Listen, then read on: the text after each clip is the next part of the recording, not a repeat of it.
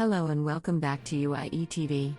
U.S. President Donald Trump has ordered the creation of a national garden of American heroes to defend what he calls our great national story against those who vandalize statues. His executive order gives a new task force 60 days to present plans, including a location, for the garden. He insists the new statues must be lifelike, not abstract or modernist. A number of U.S. statues have been pulled down since the police killing of an unarmed black man, George Floyd, in May.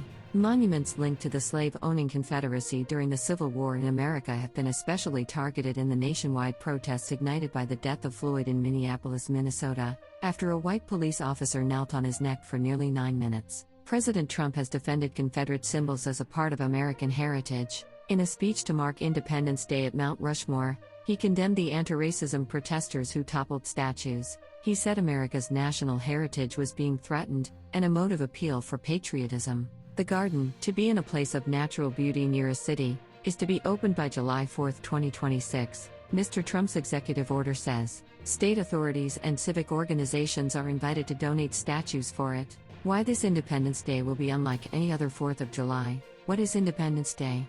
5 pieces of context to understand the protests.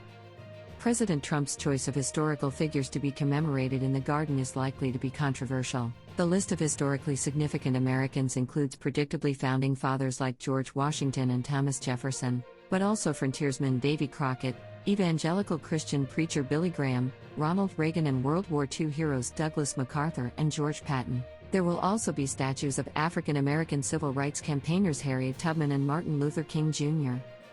Controversially, Mr. Trump includes non-Americans who made substantive historical contributions to the discovery, development, or independence of the future United States. So the garden can have statues of Christopher Columbus, Junipero Serra, and the Marquis de Lafayette. Columbus and the Spanish Catholic missionary Serra are far from heroic for Native Americans, because their discoveries led to the enslavement and exploitation of indigenous people by white colonists. U.S. must confront its original sin to move forward. The stories behind the statues targeted in protests. America's early economic development also relied on slavery, which makes some of the traditional national heroes dubious for African Americans. The Marquis de Lafayette, a French aristocrat and military commander, led American troops in key battles against the British in the American Revolution. Symbolic response to protesters. Donald Trump's proposed garden offers insight into who the president considers worthy of celebration. There are America's founders, joined by 19th-century frontiersmen glorified in old Disney television dramas, World War II generals, and slavery abolitionists.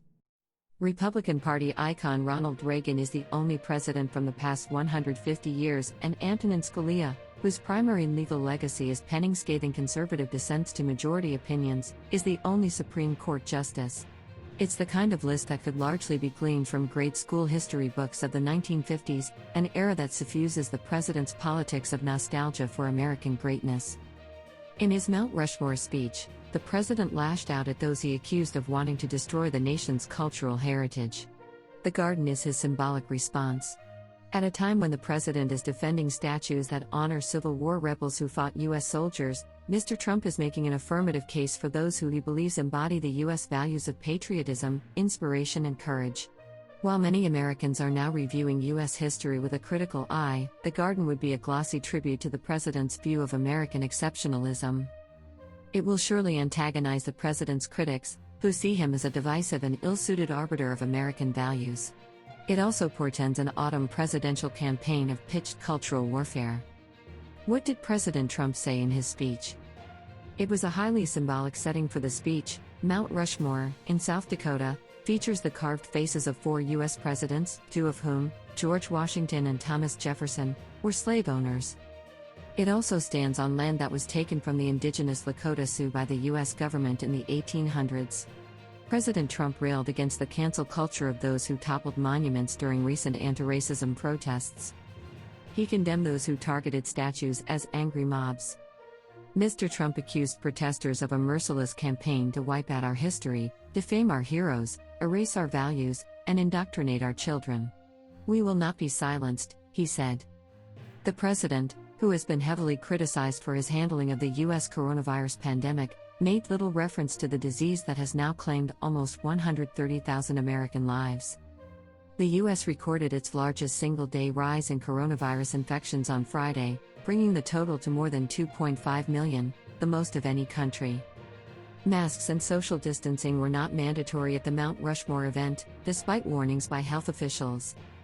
Native American groups criticized Mr. Trump's visit for posing a health risk and for celebrating U.S. independence in an area that is sacred to them.